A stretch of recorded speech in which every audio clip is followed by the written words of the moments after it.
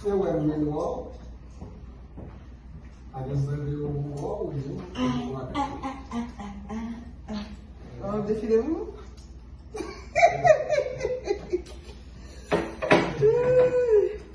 Vamos definir um caçando.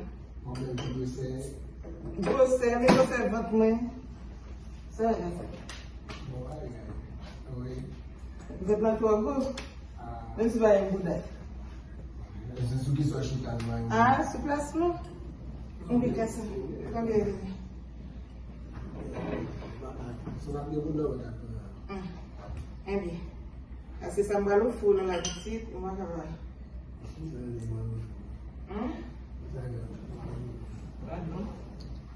Sambalou fundo lá?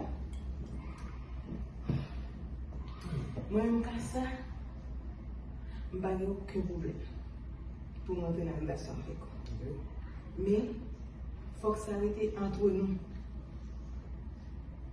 L'autre, on va besoin de connaître, ni pas besoin de connaître parce que moi, il y a calé sur cette base, on ne va besoin de connaître.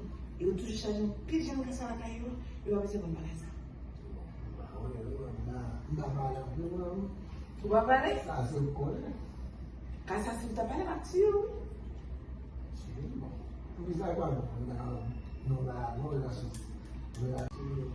Qu'est-ce que vous voulez avoir?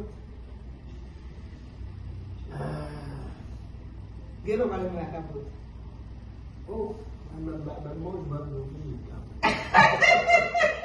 Même je vois que vous faites capote. oui, là, je vais faire ce ménage. Eh bien? Et vous avez dit que vous capote pour vous faire? Bon, bah, j'ai capote sur moi. Você ia ganhar. Oh, mas não dá dinheiro, não? Quando eu tive um bom jogo, eu fui de cabelo lá, mesmo lá, mesmo de babá, eu fui de cabelo.